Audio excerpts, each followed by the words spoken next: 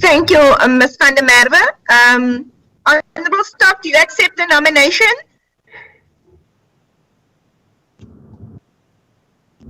Mr. Yes, Stock? I accept the nomination. Thank you, Mr. Stock. You may start our meeting. Yes, okay. Thank you very much, honorable members. Good evening to all of you. And I hope you are well and good today and looking forward to the meeting. Let me take this opportunity on behalf of, in absentia, Honorable Gungubele, our chairperson, who is still struggling to log into the meeting, to welcome all of you to the meeting, and also to thank you in advance for making time available to join the meeting this evening. I'm going to give over to the committee secretary, Ms. Marcel Williams, to take us through about the roll call, the support staff that are here, the departmental officials, and then also to deal with the apologies. Over to you, Marcel. Thank you, Acting Chairperson. According to our agenda for today, we have the opening and welcome, which you have now already done. We have the introduction of the members. I have a list of members. Honourable Stock, the list includes Honourable Bilankulu, Honourable van der Merwe, Honourable Aris, Honourable Ngwenya, Honourable Manganya, Honourable Abrahams, Honourable Mvana, and yourself, Mr. Stock. And then I have a message that Honourable Masango will be a bit late, and one apology for Honourable Stukas. Thank you, Chair. Okay. Thank you, honourable members. Those are the apologies. And then can we get the mover and seconder for the apologies as we table them?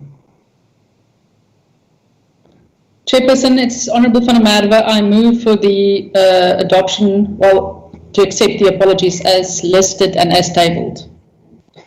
Okay, thank you very much, honourable member. Can we get the seconder, please?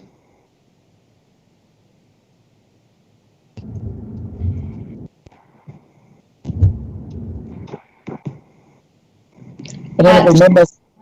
Yes. On Stock, Alexandra Abrams, I'll second it. Thanks. Thank you very much, Honourable Abrams. Honourable members, we now move to the next item on the agenda, which is the adoption of the agenda. Marcel, can you just take us through about the agenda, and then we table it to the portfolio committee?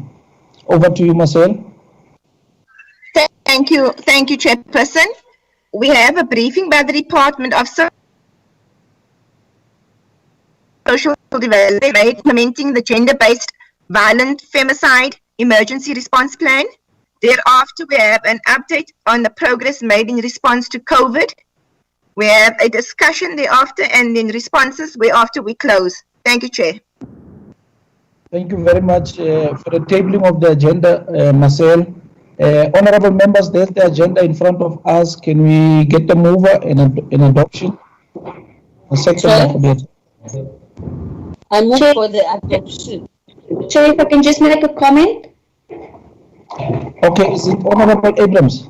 Yes. In previous committee meetings, the chairperson indicated that at every portfolio committee, we would get a short summary on COVID-19 interventions. And I do not see that summary at this portfolio committee. Thanks, Chair. Okay. Are you suggesting that we must add a separate and additional item to the agenda, as I understand you, Honourable Member?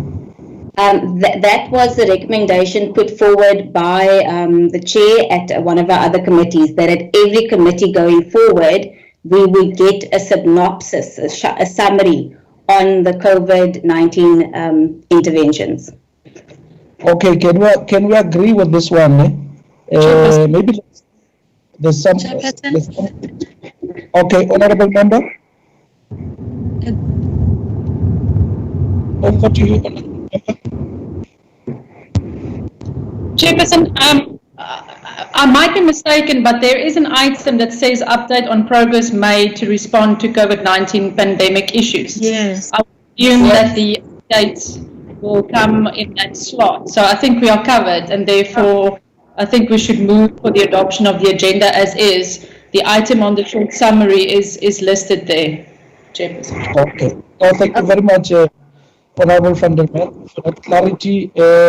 Honorable Abrams, the issue that you are raising is it's covered. My apologies, I didn't see that on what I'm reading. Thank you. Okay, no, that's understandable, Honorable Member. Honorable Member, can we table the agenda for adoption and move forward? Chair, Mvana. Honorable Ngos, Mvana, over to you. Thank you, Chair. I've already moved. I'm again moving for the adoption of the agenda as it is. Okay, Honorable Mvana moves. Can we get the seconder, please? I will second the adoption, Chairperson. Thank you, Honorable van der Merwe. Honorable members, we are now moving to the next item in our agenda, which is the briefing by the Department of Social Development on the progress made in implementing on gender-based violence femicide emergency response action plan. I will now take this opportunity to give over to our Honorable Minister Magema Zulu, to take us through and allocate who will be dealing with the presentation from the department.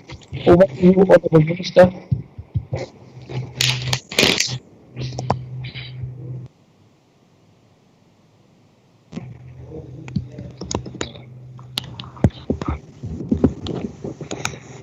We are still waiting. Oh, that's the minister. Okay. Yes, I am here, Chair, Over to you. but there's Okay. something. Yeah, there's something that keeps on happening here on the system. It keeps on going away and coming back. I thank you very much, Chairperson, and good evening to the honorable members who are here today. I would like to look for Connie. Oh, there she is. Connie.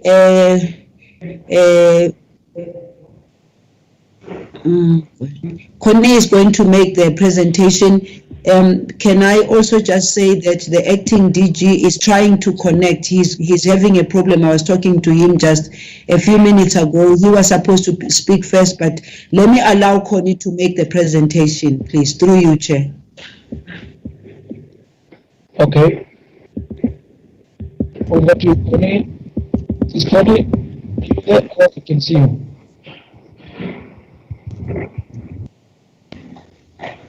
Speaker first. Then I thank you, Honorable Chairperson and Honorable members. Can you hear me and can you see the slides? We can't see the slides, but we can hear you. On my side, I can't see the slides. Yeah, no slides. No slides. No slides, my sister. I'm trying. We're having a bit of a technical share again, because even the ADG was trying to connect. He's got, I don't know. Try So even now you can't see the slides? We still can't see the slides on our side. Can't see. No I've slides pressed on. share. We only see you. I'm trying for the last time. Still you can't see. We can't see still. Nothing. Honorable Bilankulu is available.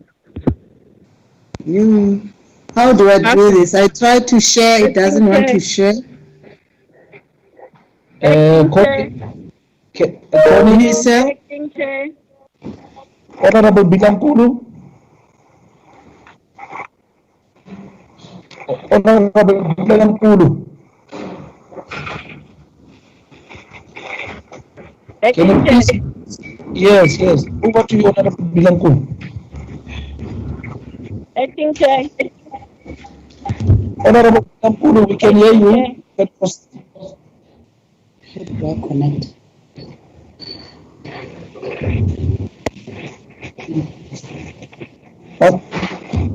Honorable Bilankulu, do you want to say something?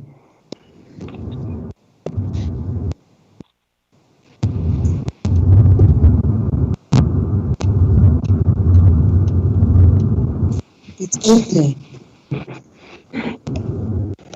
Chair. Can you see? Hello, Chair. Honorable member. There it is. There it is.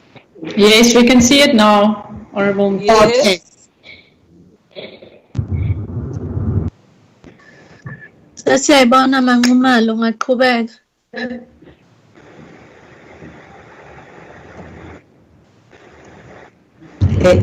Linton, Honorable Chair, can I start? Okay. Yeah, the connection is very bad, but she's got the slides on already. Thank you. Oh, ngiyabonga. Hey, technology. And honorable members, the presentation can be instruction and put in the context, but also the milestone of the plan that I'm reporting to.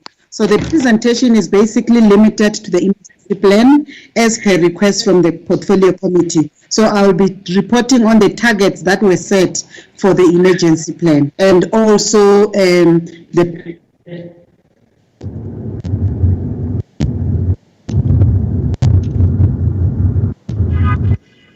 partnership that we have with Department of Public Health and Infrastructure. Now, this slide, I won't go through it, is basically to show the role that the Department of Youth and Persons with Disabilities is doing vis-a-vis the work that the Social Development Department is also doing. So members will see that the first bullet is basically about social development, but when you go to the second bullet, it begins to zoom in to the role that we have to perform to make sure that there's psychosocial support services in the fight against gender-based violence, taking into our various early intervention that are embedded in the response care and support that needs to be provided to victims of crime and violence. Now, the next slide, I'm reminding honorable members on when did this emergency plan was conceptualized by the president. So the measures that were put in place, including the framework to monitor how the plan is being implemented by various government departments. The third bullet, I'm just listing the departments that were charged with the responsibility of implementing the emergency plans. But also critical to mention that the lifespan of the plan that I'm reporting up to is in March 2020, because members will remember it was for 6 months. So the report I'm going to provide is up to March. However, the areas that were implemented during that 6 months, they continue to be implemented even beyond March. But technically the plan has ended, and then the other process of National Strategic Plan kicks in. Now, the context that I also want to provide is that the National Strategic Plan for Gender Based Violence and Fermicide has been concluded, which provides the country with a roadmap that we all going to use to fight gender-based violence, and the resources that are going to enable the implementation are being prioritized to implement the plan, learning from the past 6 months of the emergency plan. So, but this process was also hit by the fact that COVID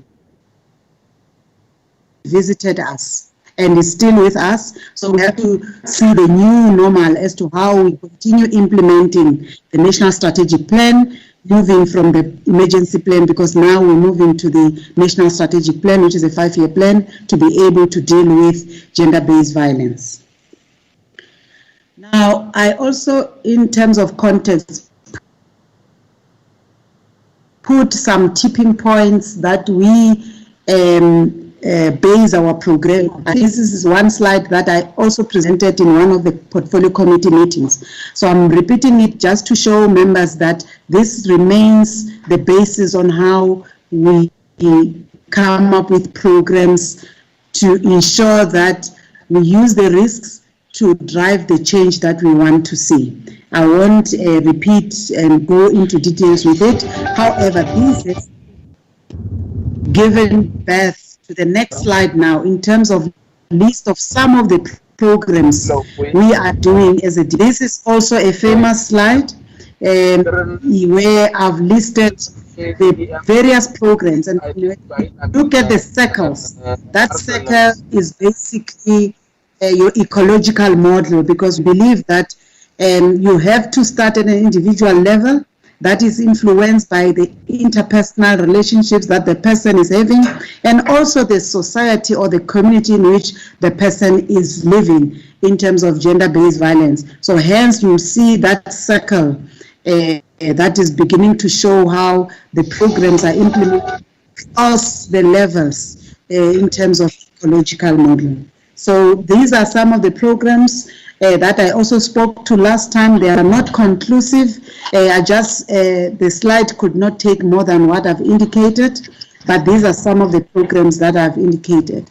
The YOLO one is you only live once, and the FMP is Family Matters program that really supports families. With the YOLO, we also came up with a program for the younger ones, because when we evaluated YOLO, the teenagers told us that, you know what, you need to start at a younger age, because if you start from our level, already a lot of things have happened. So we recently launched a program called CHOMI, and that program targets the younger children in terms of sexual reproductive health, issues of gender-based violence, knowing you as a person, personal life skills and soft skills that we teach these young boys and girls to be able to build the character that we want to see moving forward.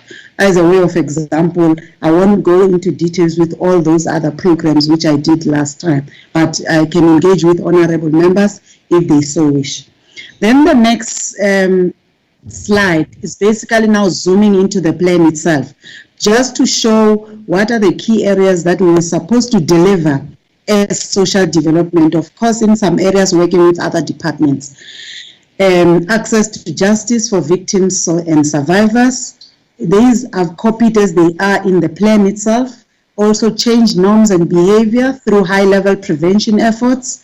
Urgently respond to victims and survivors of gender-based violence. Strengthen accountability and the architecture to adequately respond to the scourge of gender-based violence, but most importantly, to prioritize interventions that facilitate economic opportunities, that addresses women's economic vulnerability and needs. But lastly, issues of child protection measures, which has to be 365 days of action against violence, child abuse, neglect and exploitation, and to ensure that we mobilize communities in addressing issues of violence against children. So those were the key areas that we also use to deliver as social development. Now, in terms of the first one, the target there was around, or the intervention was around the Victim Support Services legislation, and we were supposed to submit the bill to Cabinet by the 31st of March. We did that, and we did that before even January. We did it on the 10th of December, which the Cabinet approved that it be gazetted for further public comments. Now, in the second area, it's about the campaigns that we were supposed to run to contribute, working with other departments.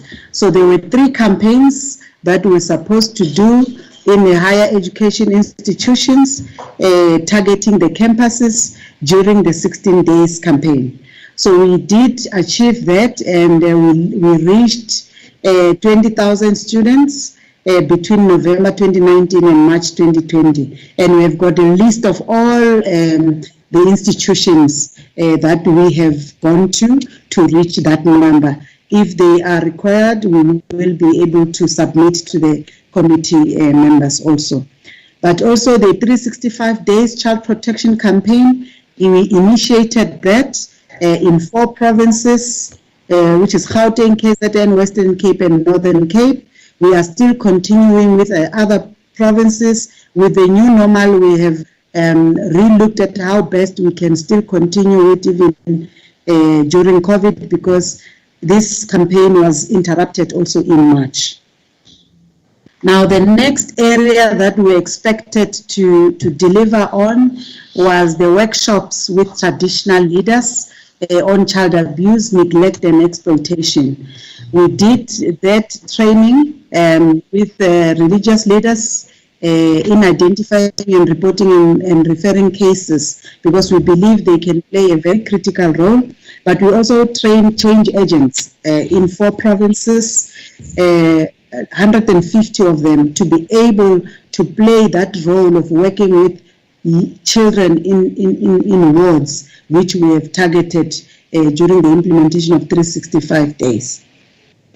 Then we also had community imbizos in Gauteng and Northern Cape to create awareness on how we can prevent and manage violence against children and all the areas that affect children in terms of abuse.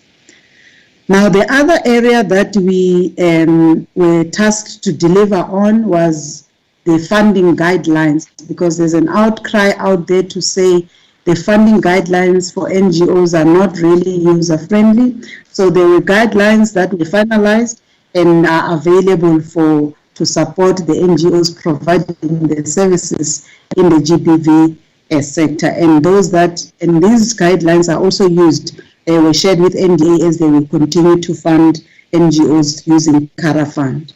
Now, in the next column there, you see the 50 million that we received from CARA to be able to sustain or support civil society organizations. As we speak now, the NDA has finalized the 169 NGOs that they've been verifying since the past 2 weeks after the GBV services were enlisted as essential services. They began to do the verification, because when the lockdown came, they were about to do physical verification so that they can transfer funds. So in the next week or so, they will be able to transfer first tranches to the 169 and then go to the next batch that are dealing with prevention. Now, in terms of the funding policy, that funding policy has been finalized and consulted with MINMEC, but it is awaiting a final sign-off so that it can be gazetted and be implemented by all sectors and provinces to fund. Now, the other target that we were supposed to reach is the appointment of social workers, the 200. We appointed them in February already. I think it started, some of them started in November, December, but the last batch started in February. And then we also did training of 80 social workers in addition to that, because we were supposed to train 60, but we trained 80 on trauma debriefing from all the 9 provinces, so that they can continuously provide trauma debriefing to all victims of crime and those that are for gender-based violence.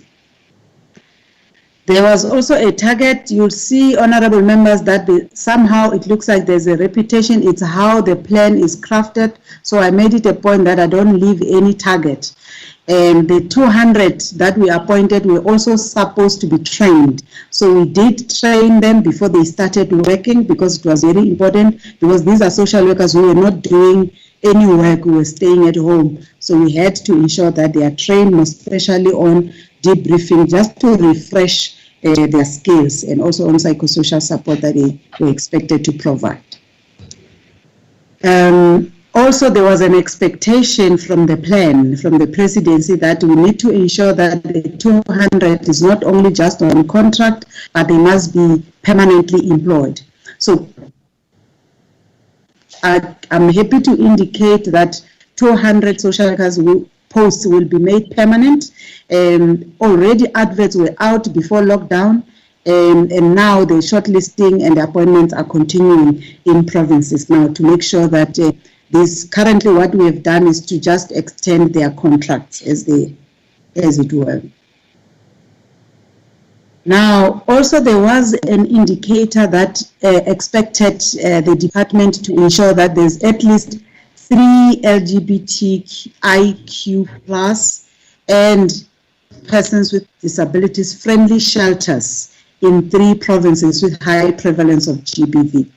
Now, with this, the expectation was not to build separate shelters, but to identify 3 provinces that will ensure that there are shelters that are accessible to LGBTIQ community and also for persons with disabilities in terms of admission criteria and also the infrastructure, the ablution facilities, and also the accommodation room, the non-sharing concept, because the challenge was that they were not accessible in terms of infrastructure, but also the sharing and the use of ablution facilities. So that we identified 3, which is Mpumalanga, KZN, and Free State, to be able to modify their admission criteria, their infrastructure, and ablution facilities to ensure that we have at least 3 facilities that can accommodate. So this means even if you are in another province, you can be sent to a particular province for you to access that help. But we acknowledge it may not be practical. For instance, it's far in KZN, Mpumalanga, and in Free State if you are in Gauteng. So we are beginning to say all provinces, please make sure that you have 1 or 2 shelters that can accommodate or are accessible to LGBTIQ community and also persons with disabilities. But for the purposes of the plan, that's how we have achieved it. Now, the other area was the National Drug Master Plan, which was also approved by Cabinet on the 10th of December. Now, what you see in slide 18, honorable members and chair, is other interventions that we were involved with MAIN. So what I'm showing, it's all the programs that we did with dates and where these happened and which province. So we are running Men Championing Change program, which has got men's parliaments, and we call them district parliaments because they happen at a district level. So this is a list of where these happened, and it's basically a discussion with men around issues of gender-based violence and how we can assist them and how they can also assist the boy child and also themselves to be better men in our society so that we reduce gender-based violence. Now, the other slide of 19 is the boys' assemblies, because that is for the men, but we also run boys' assemblies. So we had 9 assemblies for the boys, and that is the list of the dates in which those happened and the venues in which these boys' assemblies happened. Also here, we interact with boys, and we're targeting 500 in each of the session. So we're targeting boys, we speak with them around building character and also for them to talk about issues of gender openly and also be vulnerable as to what is it that they need to be assisted with and what type of role models they need, because these are going to be the men of tomorrow, so that they can play a positive role in the prevention of gender-based violence. Now, the slide that follows that is breakdown of sheltering services that are there across the provinces. You will note there we've got a number of shelters that are 134, and the number of white doors is 206. You will note that in the Western Cape, we don't have any white door as yet, but we have 1 Kuseleka one-stop. Also in Mpumalanga and KZN, we don't have Kuseleka one-stop centers, and also in Free State. So where there are gaps, it's a current plan for us to make sure that we close those gaps, to say, if you don't have these, please plan for them, and we can also support you as national to ensure that you have those facilities so that you bring service closer to the communities or to the wards where it is most needed. Now, these are lists of the next slide, child and youth care centers. These are now for children. We have a number of children's homes across country is 350, and we have temporary safe care is 69. These are some of the facilities we use to remove children and place them if really there's a need for them to be isolated from the abusive environment. Now, this is just statistics. I've included a slide to just share with honorable members the latest statistics around Gender-Based Violence Command Center, which members still have to visit and experience how it works. You will see that between the 27th of March, which is the lockdown period, and the 30th of May, we already received calls, which are 40,774. And I will talk later as to whether they are all related to gender-based violence or not.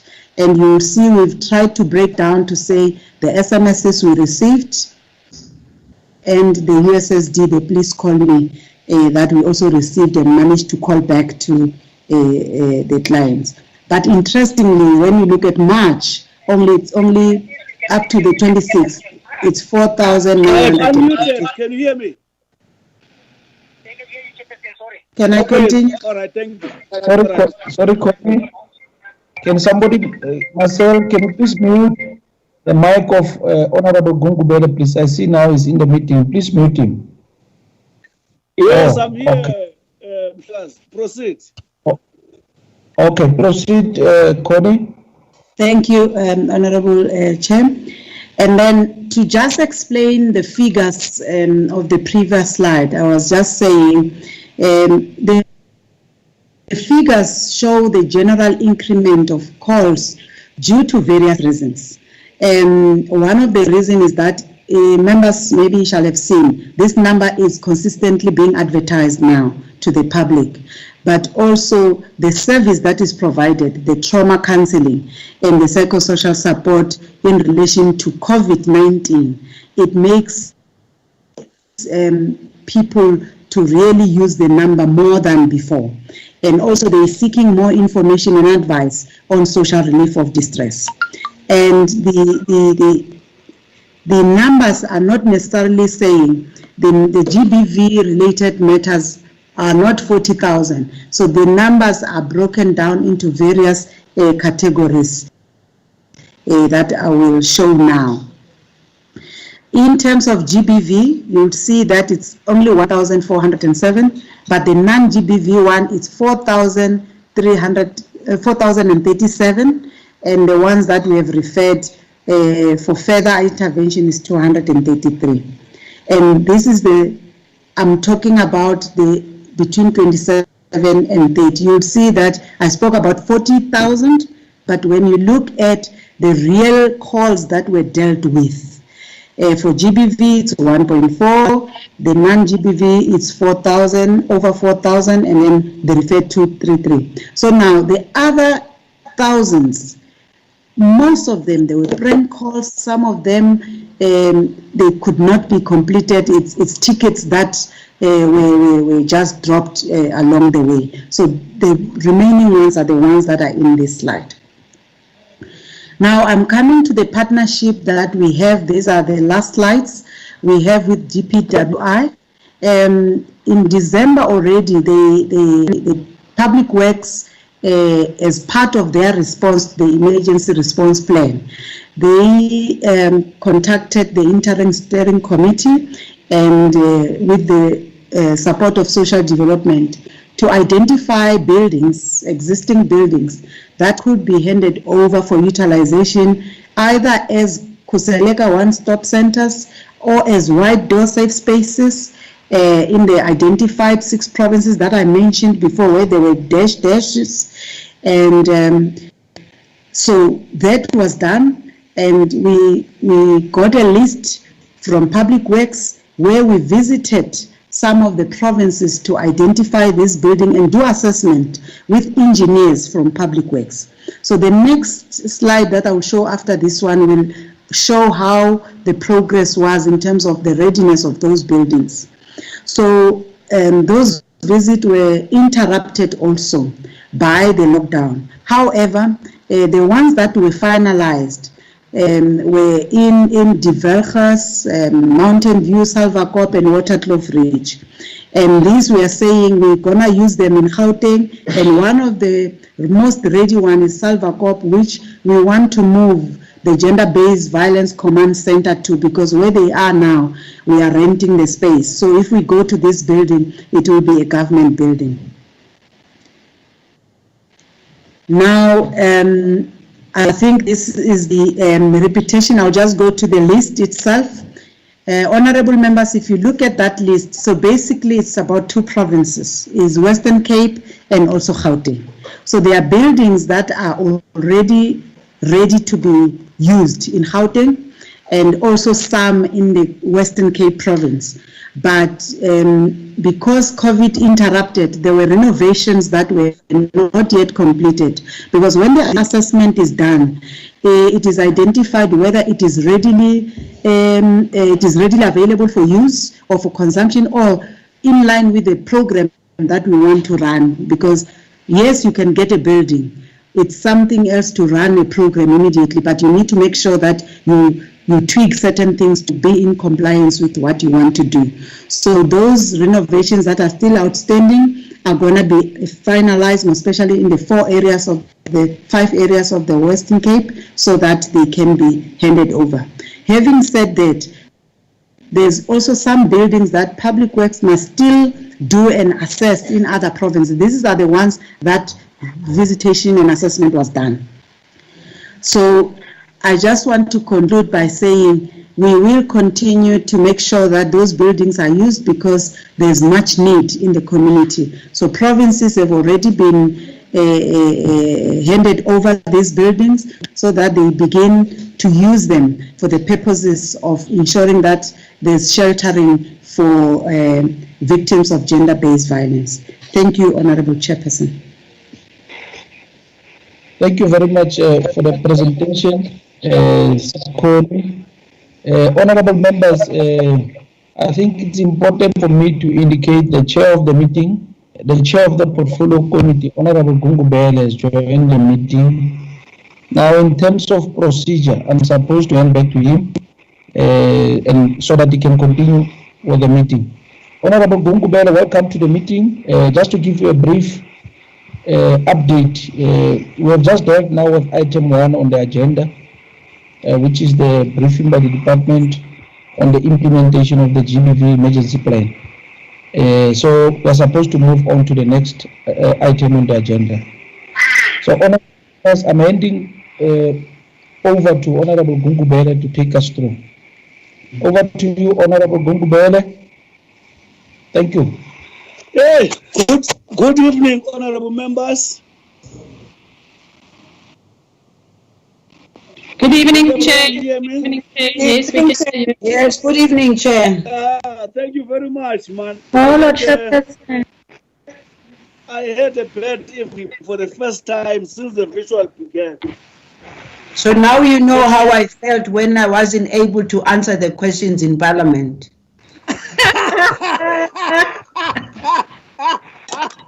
That was a disaster. Thank you very much. My understanding, Honorable Stock, is that this was the first presentation. Members now are supposed to comment or seek questions. Am I correct? Absolutely, yes. Marcel, Chairperson, Chairperson, I'm having my hand up, but I don't know whether you can see it or not. I can't see it. Speak, Minister, whilst Marcel is preparing names of the list of the people who are going to speak. Okay, yes, I will do that quickly, Chairperson. The first thing I want to indicate to members is that it's just a reminder to the members that we are still on Child Protection Week, and we launched the Child Protection Week, and we had the theme of the Child Protection Week is let us all protect children during COVID-19 and beyond. And we had a very good program where we invited the ambassadors of each and every province who represent the children. Recall that the children gave us a manifesto last year, and all the provinces were connected. And I'm telling you, for anyone who was able to see that, it was quite exciting to listen to the children the ambassadors of all the children in all the provinces. All the provinces were able to connect with us, and it was live on SABC. It went very well. The plea is for us to continue protecting the children, and as members, you will do your oversight in terms of what we do as government in supporting the children. But when all is said and done, it's about us supporting the children, supporting the families, the communities, and the caregivers. That's just what I would like to say. The week goes on, and we have a whole week's program, which of course are affected by COVID-19, but the new way of doing things doesn't stop us from continuing to support our children at all levels. And of course, the issue right now is about the schooling, those that are unable to go back to school, and some have already gone back to school. That's the challenge. And then under us also we have the early childhood development programs. It's just an information to the members about this week. The second issue that I want to raise is with regard to the presentation that has now been made. I also want Chairperson to raise the fact that this work that we are doing as a department must not be seen in isolation of the overall work that is being done by government, and also being at all levels of government, the executive, provincial and local level. So I do want to say to members that it's very important for us as a department to really connect to the rest of the departments, because without the connection to the relevant departments, it's very difficult for us to carry the issue of gender-based violence and femicide on our own. To say that the department is working very closely with other departments. To that issue also, we know that we've got the executive commitment. The president already formed the IMC on gender-based violence and femicide. Recall the presidential summit that took place, the National Council on GBV Declaration, the GBVF and Femicide Declaration National Strategic Plan, and the National Council on Gender-Based Violence and Femicide Implementation Roadmap. I'm raising these issues simply to say, while we are presenting our own plan with regard to what we are supposed to do specifically to our mandate as a department, we cannot work in isolation of all the other departments that are supposed to assist us in this. And in particular, what Connie spoke to with regard to the GBV centers and shelters, we're working well with the Minister of Public Works, who's shown us buildings that Connie was speaking to. Ours, we are just being delayed because we were in a hurry to renovate the places. But of course, the other issue is that of the budget. And lastly, Chairperson, to also indicate that the National Council on Gender-Based Violence and Femicide will soon call for nominations for the National Council on Gender-Based Violence and Femicide. So I'm just saying to members, it will be important to mobilize the ones that you know that are activists, that have the capacity, capability, and the experience in this area to look out for the call for the nominations, which will be coming out soon. Thank you, Chairperson. Thank you, Minister. I am advised that the next presentation is supposed to start, which is, am I correct, Honorable Stock? Is it about the update on the COVID? Honorable Gungube. Yes, Honorable Chair. We're first supposed to deal with and take the questions members would like to raise on this presentation. And once we have clarified it, then we move to the next presentation. Okay. And see that, then I've got, I think, yes. Because the secretary was advising me that you agreed that you'll put all the presentations each after the other and then deal with them. Chairperson? Yes. It's Honourable van der Merwe. I think the agenda reads that we take the first presentation, then the second presentation, and then interact with both presentations. That's what I recall from the agenda that we adopted. Can we, if members are okay with that, can we, the second presentation is the last presentation, am I right? Yes, Chair. Thank you very much. Can the department go to the second presentation? Because that's how I saw it in the agenda myself. Yeah, excuse me, Chairperson. Maybe I missed the point of the adoption. The one thing that I would not want us to do, with due respect, is to lose sight of this presentation and be clouded by the other issues, because those are two separate issues. I really would have wanted us to have a bit of a focus on this first presentation and then go to that presentation after, so that we don't cloud issues. I think I understand you, Minister. It's a very, very important point. Yes. Honorable members, can we handle this clarity seeking, whatever members are going to say? I've got the list of, if members, I can read the list. I've got Fonda Merve, Honorable Abrams, Honorable Ngwenya, Honorable Iris, Honorable Mvana. Am I missing any other name?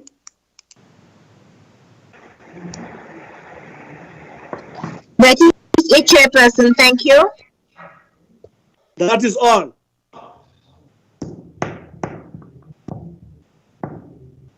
Marcel, is that all? Yes, Chairperson, that is all the names for questions. Thank you. For now, thank you. Is questions and comment, honorable members. Honorable Famere? Thank you very much, Honourable Chairperson. Thank you very much, Honourable Minister, and to your team.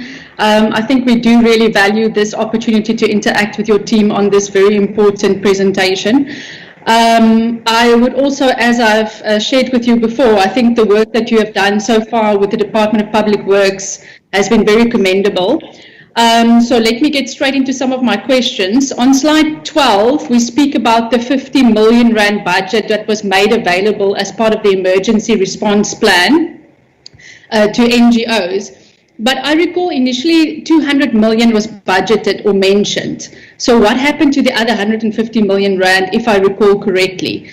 And we now speak on that slide that 169 NGOs have been identified.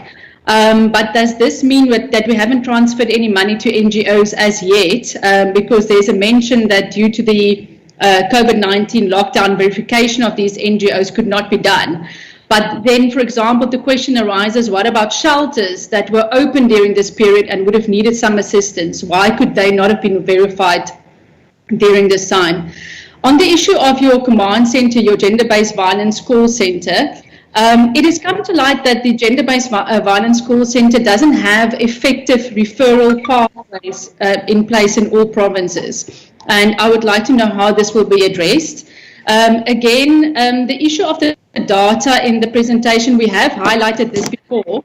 Instead of just showing us how many cases were referred, I think we would also like to know how many of those cases, how many women have been helped successfully. In other words, what is the success rate of this call center? Does the department, for example, have a tracking and monitoring system in place to ensure that cases are followed up and followed through, so that it's not just the number, so that it's not just we received a call, we referred, but what next? And again, you know, I would like to say that, you know, much more, as much as I know that the number is being publicized, much more can be done to make sure that South Africans are aware of this call center and its value to society. For example, recently when I visited Taiwan, all of the children at school in Taiwan is aware of the gender-based violence call center number. They all know it off heart. And I would really like to see a situation where we get to a point where every child and every woman in need knows that number off heart. I would like to just move to COVID-19, and we received reports, for example, that during the lockdown, many women who went to SAPS to report cases were not being helped. There's one case, for example, where a commander refused to offer transport to a victim of gender-based violence to a shelter. He said it wasn't his problem and that the person must look for help elsewhere. So when we speak about collaborative efforts between the department and other departments, what type of understanding do you have with the Minister of Police to ensure that they, as the police officers at offices, understand their role and their responsibilities in the fight against gender-based violence? Lastly, Chairperson, I want to speak about shelters. And I think it's important for us to recognize the important work being done by shelters. You know, they provide vital services for women and children. But that being said, I'm quite concerned to receive reports that many shelters have not received their stipends from provincial DSD. In the Eastern Cape, for example, apparently no shelters have received any funding for this financial year. And I would like to know whether the department is aware of this, because of course we can't have that during a pandemic where women are at greater danger, women and children are at greater danger, that shelters could possibly close down because they don't have access to funding. So really, Chairperson, I'm wrapping up, but I think really we need to prioritize the funding of shelters. We need to make sure that it's streamlined across the provinces because we know that disparities persist. On the issue of social workers, we welcome the intervention for the 200 that have been employed. But again, I would like to ask the Minister, what has been the discussions or ongoing discussions at Cabinet level in terms of getting Treasury to understand the need for social workers to be employed across various departments, whether it's higher education, for extra funding to be made available so that we can in-source more social workers to ultimately help us in this fight against gender-based violence. Thank you. Thank you, Honorable Fadameve. I forgot something very courteous, which is very important. Honorable Stock, I must thank you very much for holding on the fort until I was out of crisis. Honorable Abrams. Thank you, Chair, and thank you for the presentation made by the department. My questions are as follows. Once again, also asking about whether or not there is a measurement tool to determine whether or not the awareness campaigns and workshops for the period October to March have worked. For example, the campaigns that were undertaken on universities. Is there a tool where we saw that for that age group of women, were there an increase in reports or were there a decrease? Did it remain the same? Because that would, of course, guide us as to whether the campaigns and the workshops are actually working. And then also on the issue of the 200 GBV social workers. So I'll just like the department to maybe clarify what the terms of the contract was, because I heard they were on a 4-month contract. And if that's the case, if it was a 4-month contract, what is the status of the employment now as we speak in June? And then also, if it is a short-term contract and they first undergo training and they say training is 2 weeks, then they need to be orientated, then they need to get their tools of trade, how much of their contract is actually being spent in the field, making an impactful difference in GBV before that contract expires? And while I welcome that 200 posts have been approved to be filled permanently, it's important that we do this. I think my question would be then, when are they going to be employed on a permanent basis? And then on the issue of another suggestion to present on, I'd be interested to know sometimes the nature of the calls that are received at the command center and which of these calls involve immediate police response, and also what is the response stats of the police in getting to the victim's home, etc. And where calls are being repeated, that's a repeat caller, what interventions are being made for repeat callers who are phoning into the command-based center. And then just lastly, Chair, on the issue of the shelters, and it is really, really awesome and exciting to see that there are new shelters for women abuse. But my question then is, have these new shelters been factored into the operational cost for 2021? Has it been included in the budget? For example, has a social worker been budgeted for each of these new facilities? And also lastly, Chair, what progress are we making with increasing the shelter subsidies? Because currently it is still 49 and 50 Rand per day per bed, while the perpetrator sits in prison at a 390 Rand a day. So that's just, and then lastly, one more question, Chair, that I just need to ask. With regards to the CDA board, and as we know that substance abuse and gender-based violence, sometimes go hand in hand. Where are we on the appointment of the new CDA board? Because I believe they also have a role to play when it comes to gender-based violence in terms of substance abuse in the home. Thanks, Jay.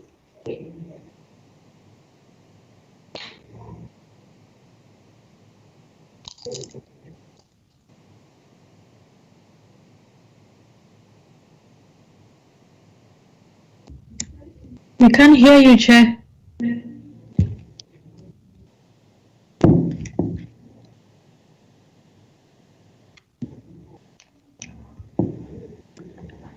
Honorable Abraham, thank you very much.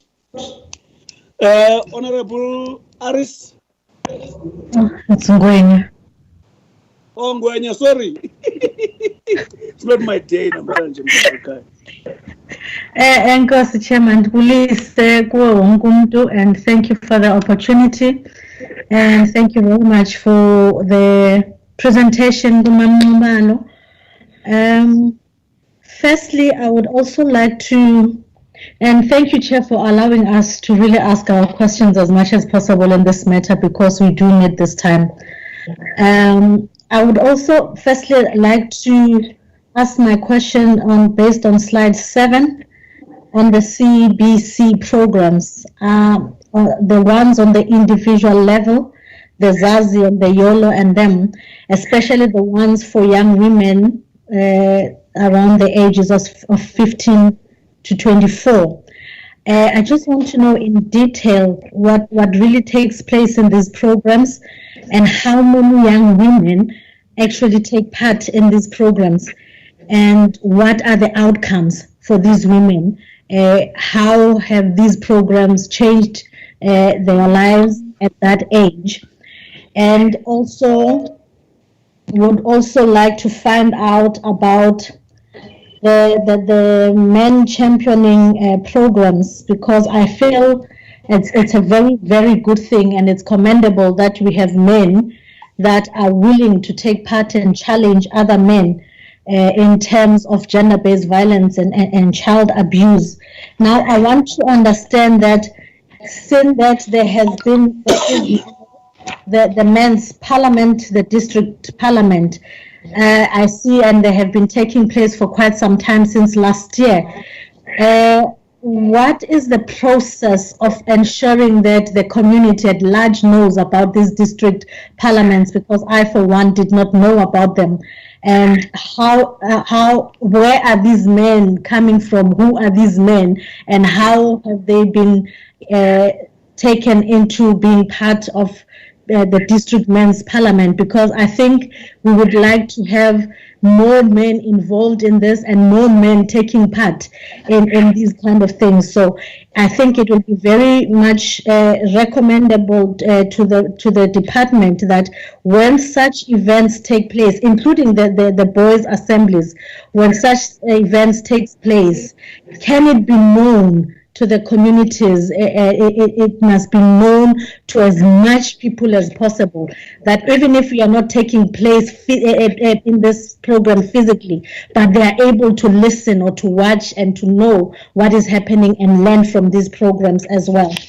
In terms of the victims, the GBV shelters, okay, firstly, I would like to find out on the School of Industry that has been mentioned on slide 21, and I know for a fact this is not the first time I asked this question. I just want to know where are these School of Industry? How can one access these schools of industry, and who is eligible to be part of these schools industry? If we can have that information as well. On the issue of the GBV command center and the calls that are GBV related, firstly, I really think that 1,407 is quite a huge number of women that are faced with kind of domestic violence and gender-based violence, and we know for a fact that there is more out there. So I would like to emphasize on what my colleague has said, that let this number be known. let this number be posted in police stations and clinics everywhere possible, where we could have this number at hand whenever the women need it. And my interest mainly is the interventions thereof, how many cases were reported to SABS, how many women had to be removed from that environment immediately, and what was done at that point. So mainly that is our interest, really, in what the GBV Command Center is doing. And on the shelters, thank you very much as well, DSD, for taking this upon yourself, the partnership with Public Works. I think it will really help with the situation of shelters. I just need to find out your time frames, especially with shelters around the West Rand, the Carltonville, the Randfontein, Azadville, Western area, because I do not see them in the list of where the job has started with the renovations and all of that. When do you envisage these shelters beginning to work and accommodating these women who are in desperate need? I know for a fact that they are needed so much around the West Rand district. I also needed to find out on the 50 million rand allocation by GBV. It's my last question, Chair. It's my last question, Chair. I promise. I just want to find out, Chair, that I promise it's my very last.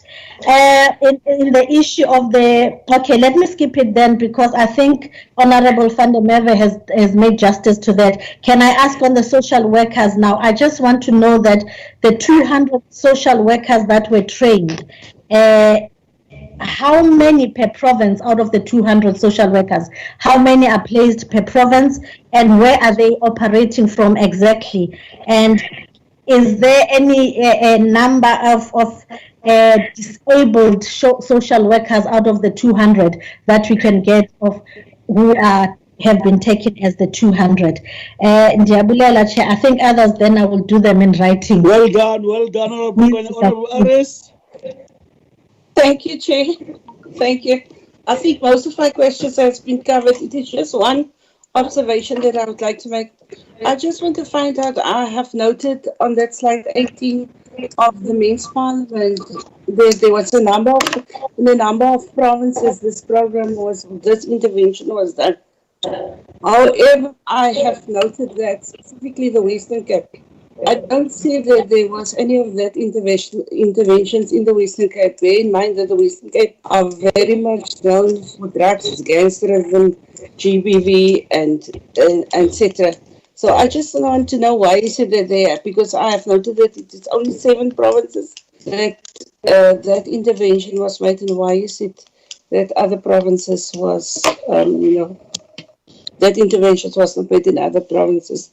Then in terms of, I have written an article here that there's somewhere in Johannesburg, there's some of the shelters that did close during this lockdown period due to the fact that they are afraid of the breakout of COVID-19. I just want to find out what is the department's position on these shelters, because now they have asked the victims, to get for themselves some shelter with family and friends. And I just would like to know what's the department's position on these shelters during this time.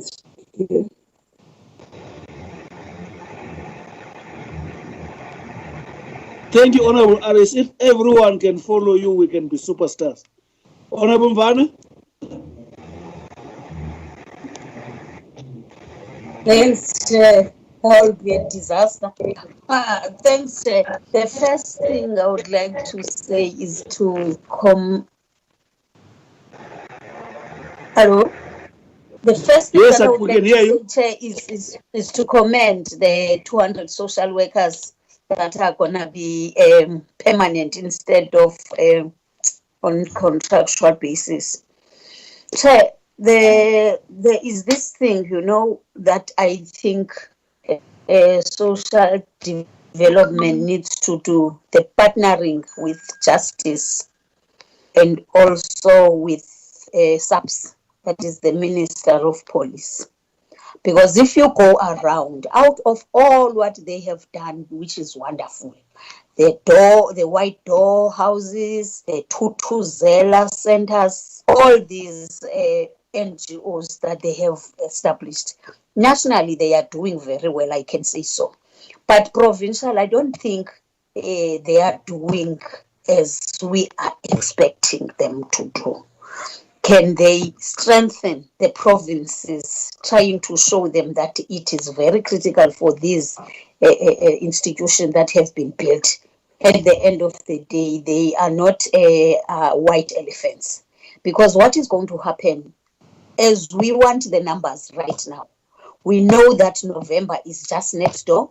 We will be running around wanting the numbers from the police stations, each and every province. So if we can be told that how many cases can we say at least they have been successful in terms of or finalized, I will put it that way, to be finalized, because most of the cases in the dealing with the gender-based violence, they are not finalized.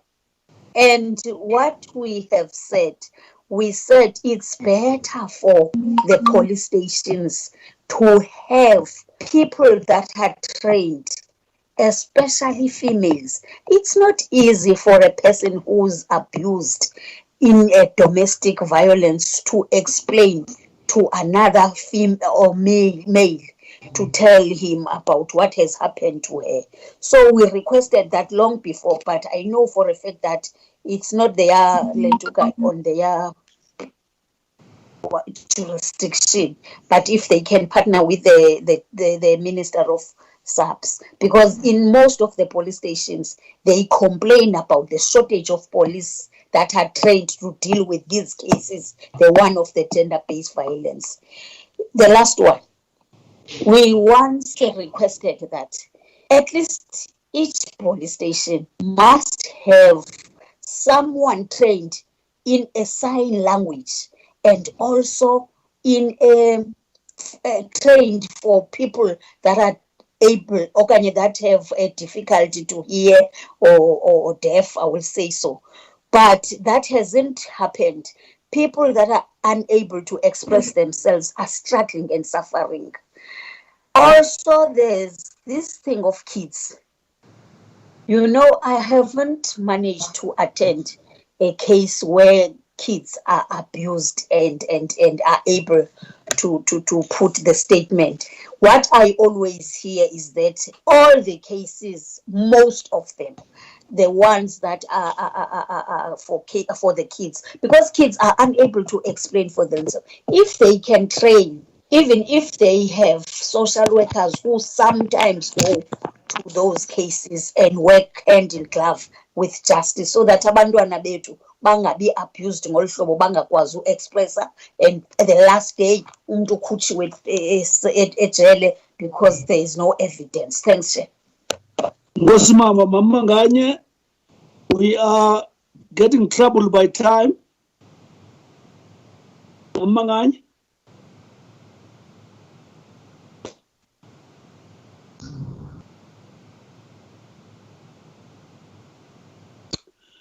Honorable Manganye.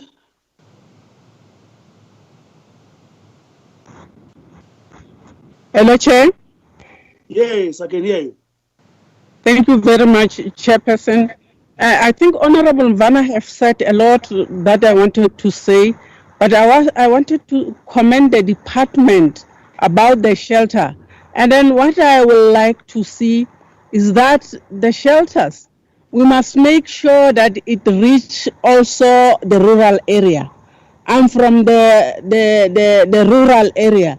Where I stay, I think it's only far at Mokwasa where they have.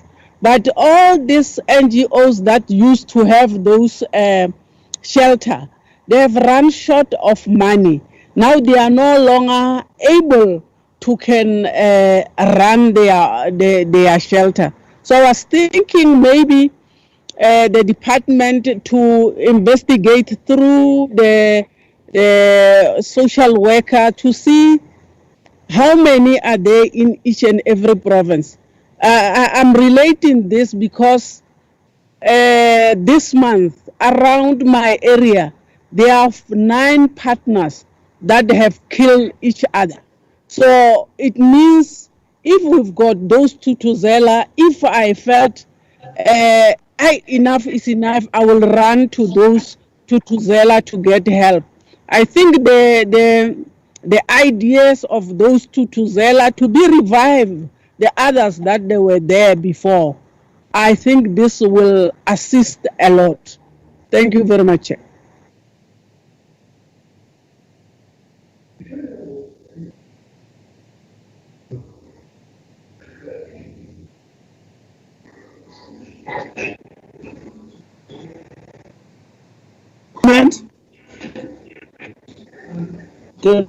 Can we give you 15 minutes response? Okay. Well, thank you very much, Chairperson, and my sincere apologies for coming in a little late. I had serious technical challenges. Siafana, yeah, the fourth industrial revolution is upon us to move with the times quite quickly. But thank you, Chair. I'm using a different device to engage on my phone, so I hope I'm audible enough and I'm able to. No, you're audible. You've got time until 25 to. Thank you. I won't spend. In fact, let me allow Connie to respond to some of the issues. I will come in after her to then make some comments. Thank you, Chair. Thank you, Honorable Chair and Honorable Members, for the valuable contributions and the questions. I will try to answer some, and some will put in writing where statistical information is required. But I think I need to start with the one for the CDA board, just to indicate to the committee that with that one we are awaiting to be guided by the committee, because all the documentation is submitted to the committee for it to finalize the appointment of CDA board. That's number one. Then the other one of social workers, because it was coming from most members, we have 200 social workers that were appointed on contract linked to the emergency plan. I indicated when I presented that now they are on month to month, while the appointment process of permanent basis is being finalized, which was, by the way, interrupted by the lockdown itself, because this process was done by March. In terms of numbers, 30 were allocated in Gauteng, Western Cape, KZN, and Eastern Cape. Then 20 were for Free State, Limpopo, Mpumalanga, and Northern Cape. So in terms of time frames as to when are they all going to be permanent, provinces are at different levels, because now this process is being done at a provincial level. If I come to the issue of NGOs, there was also a lot of questions around NGOs support in terms of funding. Yes, I did indicate that with the process of advertising and recruitment that was done through NDA, they finally shortlisted 169 to be prioritized for funding. But the verification processes I indicated when I presented was interrupted also by lockdown. I even indicated that in level 4, GBV services were included as essential service. Hence now they started working NDA to ensure that they verify, because they don't want to pay NGOs that they don't know. So now the report I got is that they almost at the verge of payment of first tranche by next week, and then they also go to the next batch of other organizations that are doing prevention. By the way, the 169 includes shelters and those that provide counseling. And then the next batch will be an additional number that I will speak to once they finalize the process in terms of prevention and awareness. Now, there was also a question that shelters were not paid during lockdown. Once we did that national, we issued a circular to provinces to ask them to continue paying subsidies for shelters for gender-based violence. We will follow up, because as far as we know, the subsidies were continuing. If there are specific cases we will have to follow up on those to be able to make sure that shelters are not disadvantaged, because we wanted shelters to run so that women and children can find refuge when they are violated during lockdown. To add to that, there are also pathways, referral pathways, that we came up with during lockdown, for instance, to ensure that we support women who are violated during lockdown, because it was difficult for them to report cases. So the pathways were basically saying, how can you use your phone to inform the relevant authorities for them to be able to assist you, or to even reach the GBVCC number. Members will remember that this number has got a geolocation. So when you call, already they are able to see where you're calling from. And within the command center, they know what facilities, what police station is there near you, what white doors, safe spaces are there, what shelters are there, so that they can even refer you properly.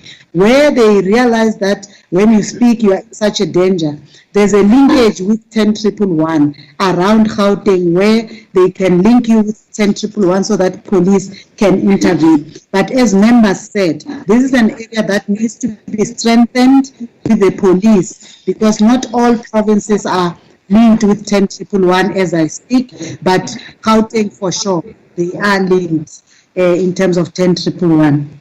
Referral cases, we do have a referral system that links with the districts. Remember, when we started the command center, we also trained district social workers that will follow up cases, because what happens at the command center, they provide online counseling on the spot, but there are cases where they need further follow up. Those are the ones that are sent to provinces, and at the command center, it written ticket is still open. So if the ticket remain open, they don't close the file until they get a report back from the province or district that says this is how the case was dealt with, this is what the follow-up we're doing, and then for your side as a command center, you can close it. Then they close it. Before they get there, they don't. They keep on following, and it's an area that we must keep on improving, honorable members.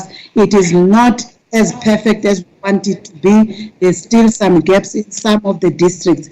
We are having excellent feedback from provinces in 5 of them, but others are not really on board, and we are working towards making sure that we assist them and support them.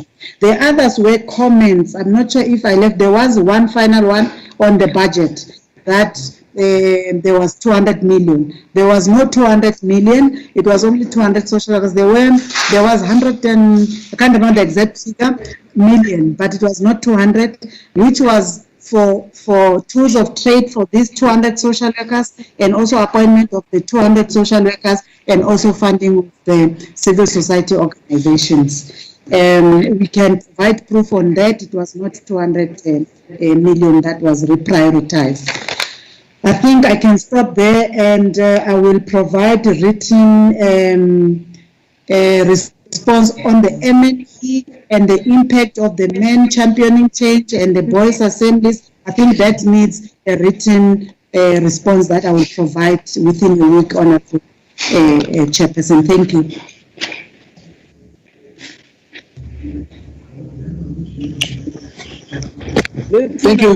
Thank you very much, Chair. Thank you very much, Chair. I note we still have some time, so I'm going to take advantage of that opportunity and just say a few things.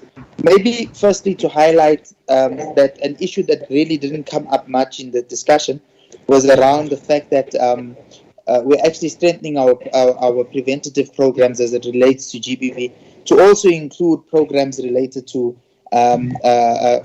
families, anti-substance abuse programs, programs on gender and sexuality, including sexual and reproductive health related matters, as well as programs related to LGBTQI+. We're doing all of this, and we're working with the Department of Education as well in terms of curriculum development at school level, both at primary and at high school levels, also to deal with issues related to bullying, etc., because there's a close link and a correlation between these and gender-based violence. You'll also note from the presentation that there's a very specific and direct focus on programs relating to men and boys.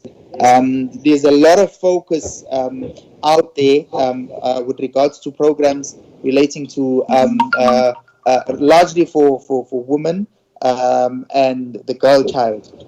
It's important that we also pay much attention, and we've been doing such to men and boys.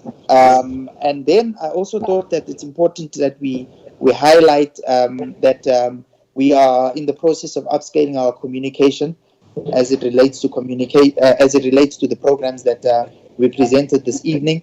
And the minister, I know, has been calling on MECs to really be visible in mainline media to ensure that the work that we do, the great work that we are doing, as you can tell by the presentation, is actually well known and goes out in all mediums to the length and breadth, of course, of our country. Lastly, Chair, I think what's happening is you will note that some of the lessons we are learning with regards to COVID is really around the capacity of the state. And some of the honourable members raised the issues around the employment of additional social workers and so on and so forth. Now, we know that COVID is impacting quite negatively on jobs, and so the unemployment rate is rising by the day, actually. So you will also note that so this is actually an opportunity that we need to utilize and see how best we can begin to get additional labor. Now, thank you, Linton. I've got 10 more minutes, 5 more minutes. Sorry. No. Maybe the last. Let's ask if the minister. We'll note, Chair, that during at most budget vote speeches of ministers of social development, at least those that I've listened to. You were prepared to give up that time, Linton. Sorry, Chair? Prepared. When you don't need time, don't force it. If you don't need it, don't force it. It means the meeting can be finished earlier. There's nothing wrong with that. You don't commit crime. Okay. Unless you want it, proceed. Proceed if you want it. And, no, thanks, Chair. Maybe I was just going to say that in most budget vote speeches of ministers of social development, you'll hear a constant trend, which is largely that there are between 5,000 and 7,000 unemployed social worker graduates. That's a constant trend in most budget votes. Now, what COVID is doing is actually giving us an opportunity to be able to employ these social workers, not just social workers, but also community development practitioners, child and youth care workers, etc. And we're going to be doing a lot of that, and you'll be seeing a bit of progress in that regard. In some cases, it will be permanent. In some cases, it won't be permanent. But I'm just saying that this is an opportunity that is being presented to us to be able to upscale or increase our labor force. But of course, the challenge will always be the financial implications related to this, and we're in discussions with Treasury on how best we can approach this. Thank you, Chair. I note I still have 8 minutes on the slots. Thank you. Thank you. Minister, anything? Thank you very much, Chairperson. Of course, it's to thank the members for the kind comments, but also the very serious and strategic questions that they are posing. And as DDG Connie did say, some of the answers that we need to give, we have to give in writing in terms of the statistics and all, and especially with regard to the issue of gender-based violence, in particular in this period of COVID.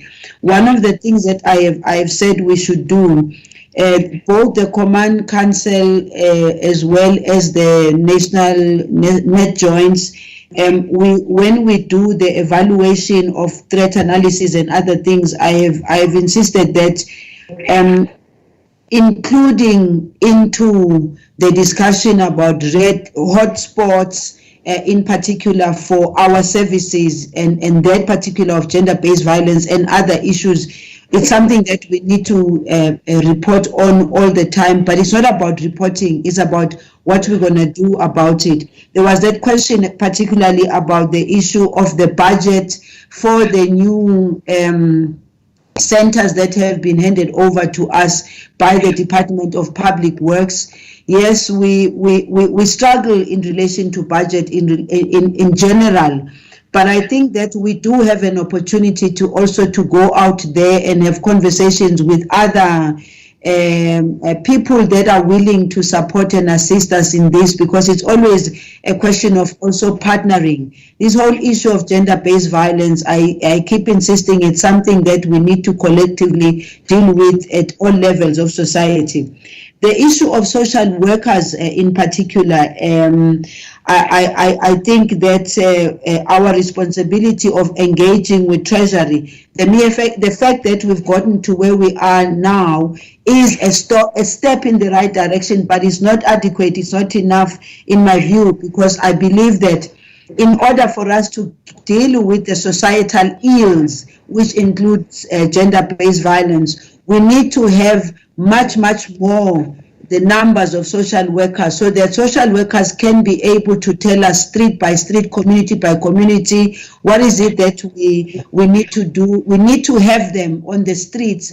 You remember one time I said, former Minister of Police Minister Mbalula said, it's important for us to have more social workers on the streets than even police running around.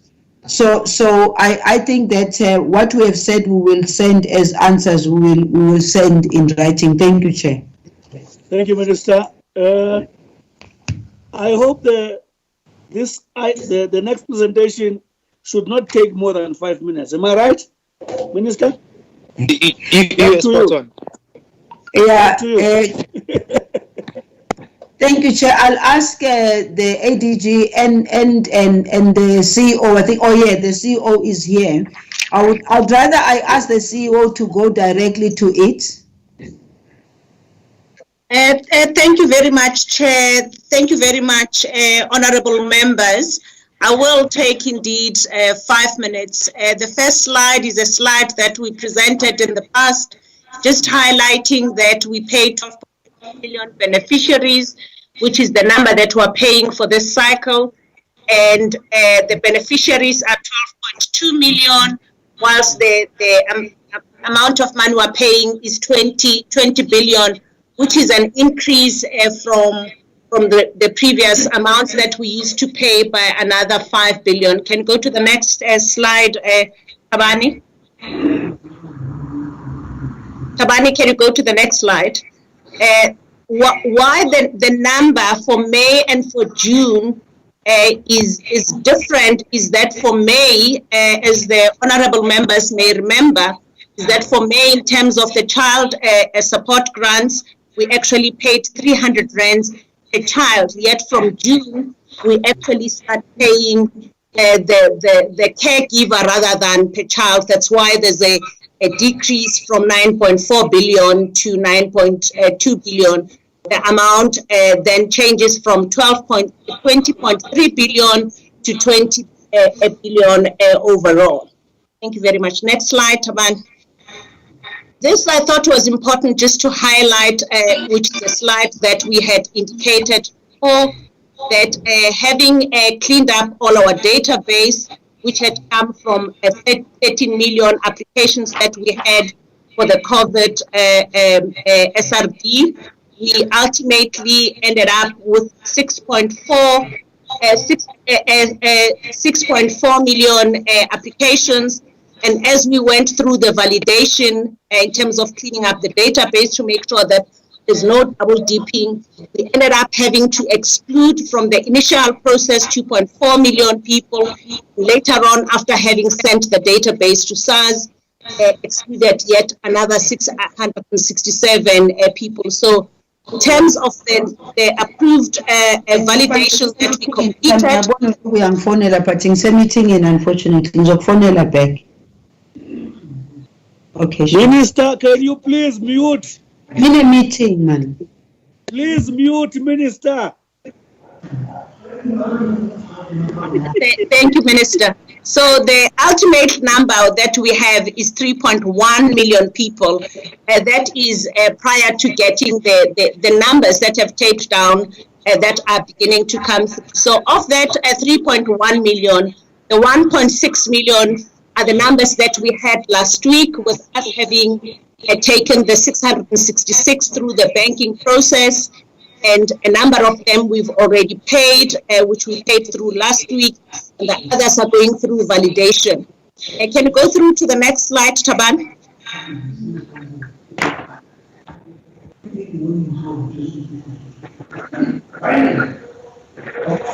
Thank you very much. So just to highlight that there's basically three processes that we use for us to pay. The one process is for us to go through the banking process, which is a long process. And as a result, we adopted another additional two processes as part of our risk-adjusted approach to make sure that we deliver on this particular grant. The second process is for us to pay cash. The third process is for us to use e-wallet. And what we're excited to indicate to the portfolio committee is that next week, another 1 million people whom we are going to be paying using cash. And we have also the banks on board. And from the 15th, we are going to be using the banks also to pay using e-wallet, which will let us get to the numbers that we want to get to in terms of the current people that we already have as we continue to process the other numbers that are coming through. I thought I should highlight that, Honorable Chair and colleagues, very much, ma'am. Thank you. Thank you very much. Are you done? Yes, I'm done, sir. But the major question, so you've done your presentation. Can you tell the committee for 350, how many people have been verified thus far who are due for payment, irrespective from May or from June, whatever? Just the total to date. It's the number of people that we went through our process. They started from a number of 13 million people. Of course, many of... So simplify your answer. Okay. To date, how many 3.1 million verification who are due for payment? It's 3.1 million, Chair. Thank you. Thank you. Thank you. Thank you. Minister, do you want to say anything so that we go to members? I think it's better you go to members, Chair, so that we clarify if there's issues that the CEO has covered. I was going to raise that issue of the specific number of those we are ready to roll with. Thank you.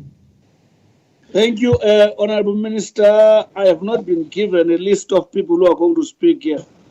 Marcel, have you sent them?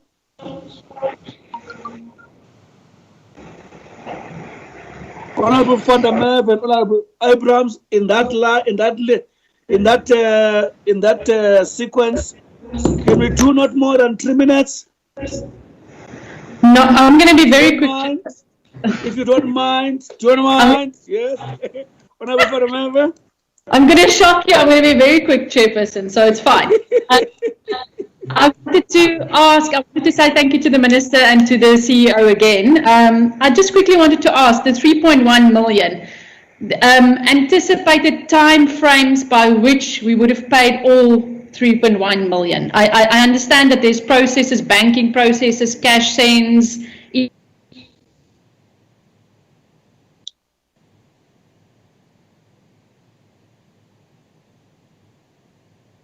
What happened? She's frozen. Yes.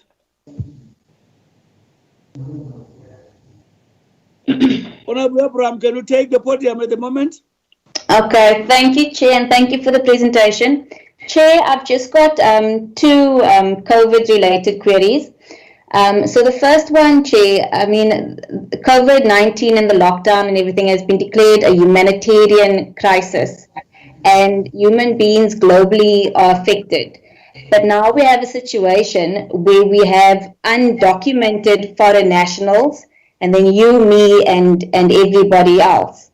So my question is, Chair, what is the department doing to feed undocumented foreign nationals who are our African brothers, our sisters, who are human beings who also, as a result of lockdown, are not working? Because even though they're undocumented, they are in the hotel sector, they're in the restaurant sector, they're in the beauty sector, they are domestic workers too, and now they are not working. And then, Chair, just my second and last question is that in light of the recent High Court ruling and the lockdown regulations, I want to know, how does this now affect the social development directives?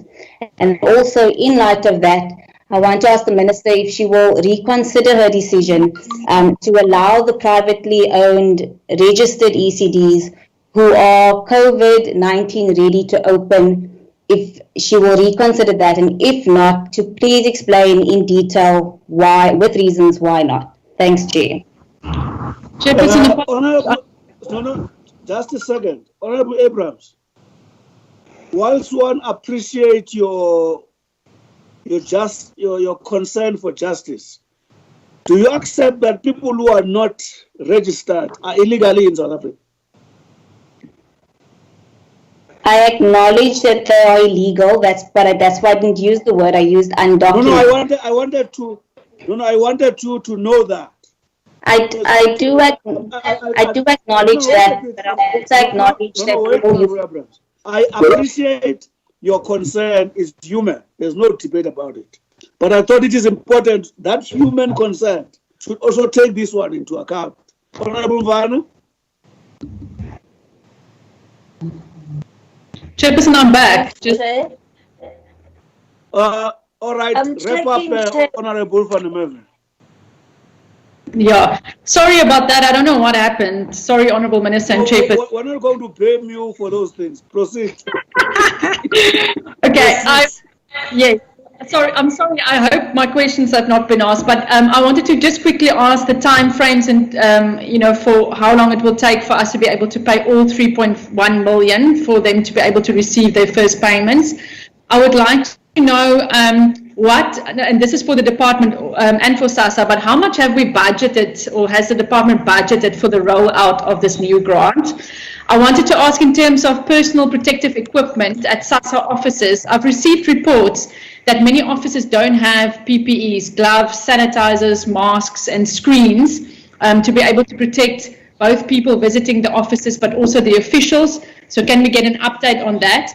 I would like to know how many food parcels are we still delivering per week, per province, if we can have that data, because I know that we would like to move to a place where we move away from food parcels to vouchers. So maybe just an update in terms of what progress we've made in that regard, Chairperson. And I'll leave it at that. I was very short. Thank you, Honourable Van der Merwe. Honourable Vanna? Chair, I would like to get the information in terms of the granting aid. Is it still acceptable for people to apply for that granting aid out of the unemployment grant that they are getting 350? Should they apply first, or should they get the 350 and then apply later on? Thank you, Chair. Thank you, Honourable Mvana. Honourable Stock. Thank you very much. Honourable Stock, Honourable Members, is the last. Who is crying? Honourable Stock, Chair. Okay. I deal with the list in front of me, Honourable Members. No, I've got those names, man. Don't worry, fine. Honourable Spock, take your 1 or 2 minutes. Okay, well, thank you very much, Honourable Chair. Just two quick issues which I need to find out from the department is that before the court ruling of the High Court around level 3 and level 4 regulations, the department had released the final regulations for food distribution, which deals with coordination, balanced nutrition and all of that, which were going to assist us. So I would like to know, how does this court ruling affect the department in its rollout of their work? And then what is going to happen? But I've also noted earlier on a statement from the special cabinet which says the ruling is going to be appealed by government, which is a very good thing. But I just wanted the minister to take us through in that regard. And then the second thing, Honourable Chairperson, I want to know from SASSA, Metotsi Memela, I know you are doing a very good job and you are also working overtime to render the service and make sure that the people get the grants which are deservedly in need of such grants. But I want to find out if there's a person, for an example, an ordinary person has applied for a SRD grant But this person has actually applied late. But the reason why this person applied late is because of maybe one or two reasons. This person was not exposed to internet, did not have the proper facilities to make the application.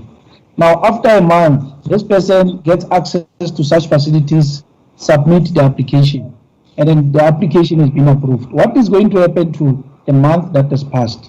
Are you going to pay that month in retrospective, or you are going to punish this person and say, you did not apply, so we are going to pay you for the next month, the second month onwards, or what is going to happen? If you can clarify me on that regard. Thank you very much, Honorable Chair. Thanks.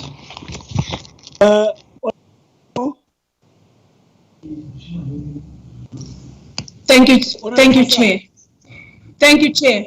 I have listened to the presentation on SASSA and the progress that has been made.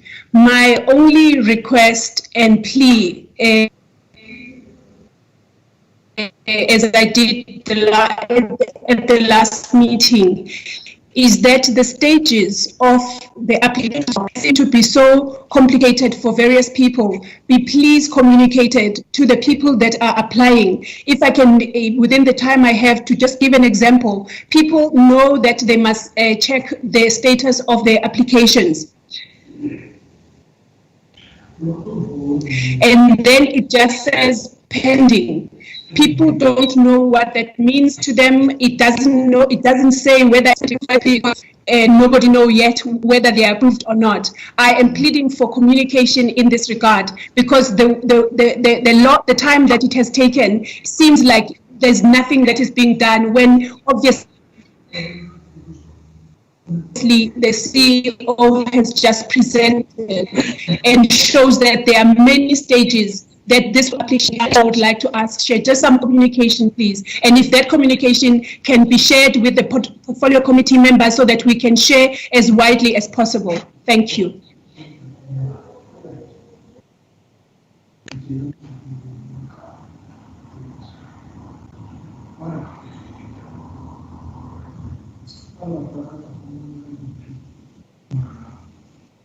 Honorable Mdaung.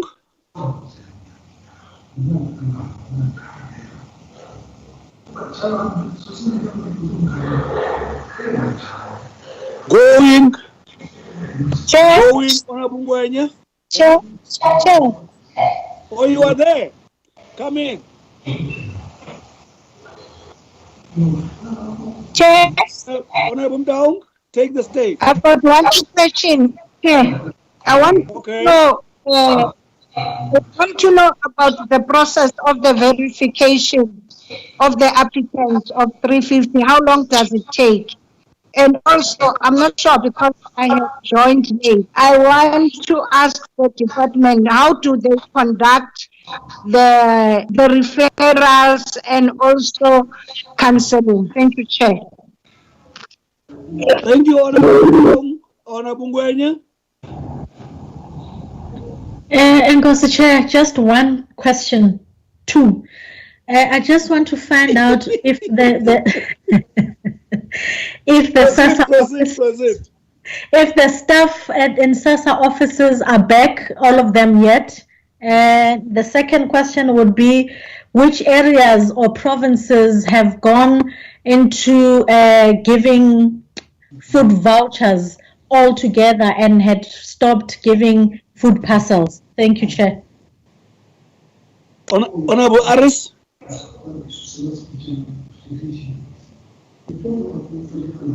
Thank you, Chair. Now I'm covered, Chair, with the question that I want to ask.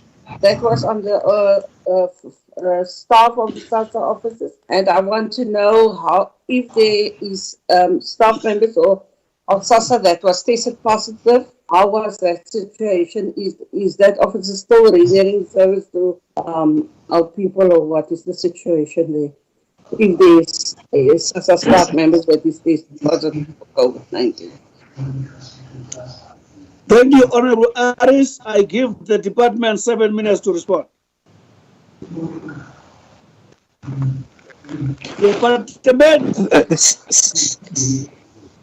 CEO, could you please start? Yeah, I don't know, Chair.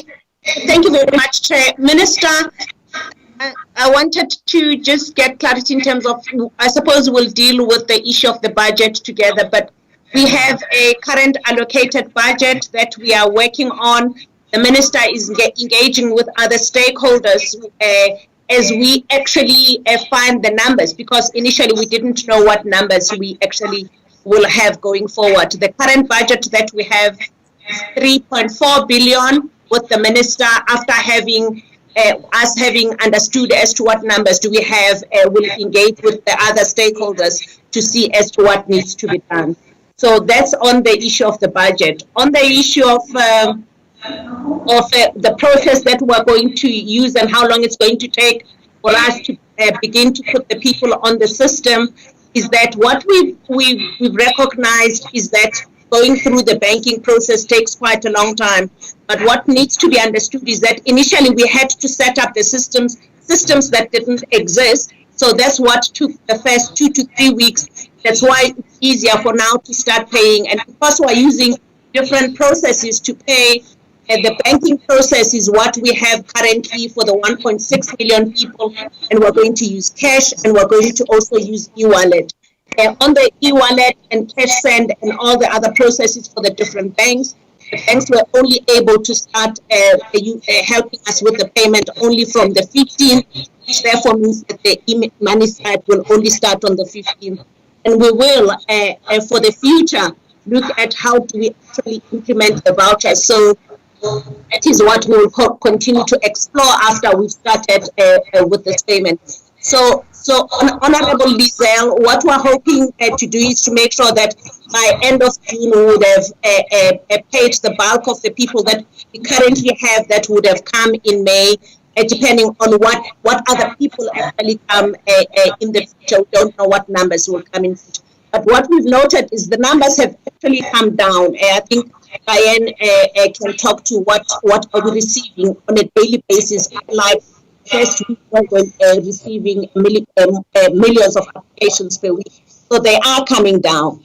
On the issue of what happens when people apply later, in terms of the current regulations, the clarity that was indicated was that anybody that would have applied in May, even if we start paying you in June, we will pay you for May and pay you going forward. But if you come for an example and you apply in August, we'll only start paying you in August. We had agreed to what you call the regulations. On the issue of communication, I do agree, Honorable Masango, I think we'll do better. Even though people are able to verify from the system, I think it's more because they may not necessarily understand what it means, and will put out the communication and send it to all the members. On the issue of the staff being back, as we know that we need to make sure that, and I think that the regions will also clarify on the issues that relate to how many branches have been affected and how are we dealing with those. We need to make sure that there's sufficient spacing, and that's what we've had to deal with in the different, to make sure that there's an observation of social distancing. So all the staff are back, but they may not necessarily all be back in one at a given time, depending on how big or how small the office is. But everybody is back at work, even though they may be deployed in different responsibilities to make sure that social distancing is observed. On the issue of food parcels, I could ask Diane to indicate where we are, or we'll actually give a report. I don't know where we are with all the different branches, regions. What we had indicated was that as soon as we start rolling this process, we're going to have to stop with the small food parcels that we have. But those people that were already in the pipeline that are already being serviced will continue with the food parcels. And the sooner we combine the process, the better, because people will then start feeling that we're actually applying two different rules. Thank you, Chair. So, thank you. Can I speak on to a very quick issue? I know there's 2 minutes left. I apologize. The issue of the directions related to food distribution. It's important to note that we're at a very advanced stage in terms of issuing the directions. We have consulted widely, including provinces, and we're actually ready to do so. But because of the court case that is, of course, underway, NetJoint is currently seized with that. And until we get the guidance on how we move on that, we'll then proceed further. But we're advanced. We're actually ready to process those. Then maybe lastly, there's a let me leave it at that, Chair. Thank you. Thank you, Minister. Do you want to say anything? We've got 1.5 minutes or 2. Chairperson, I want to firstly say to the question that was related to the issue of the undocumented foreign nationals.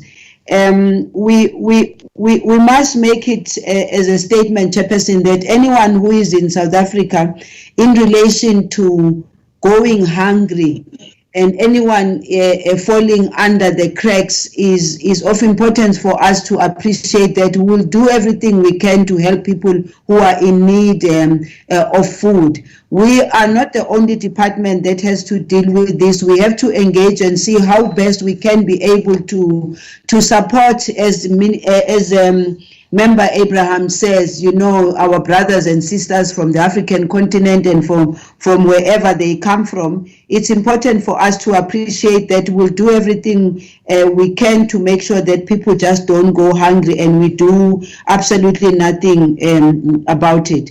The other issue, which I think is very important, and Linton just ended up with talking to the issue of the judgment and what needs to be done. I think the statement which was issued today by Cabinet is very simple and straightforward. We had a special cabinet meeting today, and there was an agreement that government that will appeal, and that the current regulations as they are, nothing is changing because of the court ruling, and also that we also extended the national state of disaster because we really just far from thinking that the situation is better, is much better. We can all see practically the increases on the numbers. We can see the increases on the death. We can see the challenges that are faced by our communities, and that we need to continue to do the work that we have been doing. So as far as changes are concerned, nothing is changing at the moment in terms of the regulations. Even with the directives, we will continue as a department to look at what is it that we need to do, what parts of the directive need to change if need be, what parts of the directive need to fit to level 3 of the regulation. So nothing has changed from that point, Chairperson. Maybe I can just end there. Thank you, Minister. Thank you, honourable members, for conducting yourself in an evening meeting in a very meticulous manner you've done. I just wanted to say, members, people who come to any country and undocumented do not assist the cause of their own hunger. Because when you are documented, there's better planning for everyone who is inside the country. So that's a very, very, very important thing you must understand. I don't want to speak about those who are here for criminal purposes. I'm talking about the people who find themselves here for a number of reasons that are beyond their control. That if you're not documented, you're not assisting the cause of assisting yourself. And I think it's a matter that we must always preach when we meet our African brothers and sisters. It's it's for their own good that people should register.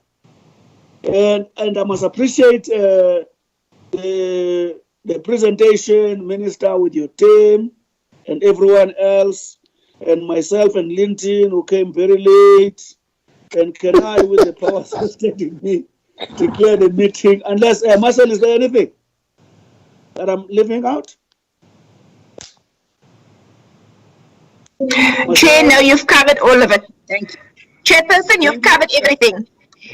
Thank you very much, Marcel. The meeting is hereby being closed. Honorable members, have a good night. Thank you very much. Love you all. Love you, Chair. Love you, Chair. Bye. Thank you. Bye. Bye, everybody. Thank you very much, Chairperson. Bye, Thank you. Minister. Good night. Bye. Bye, Minister.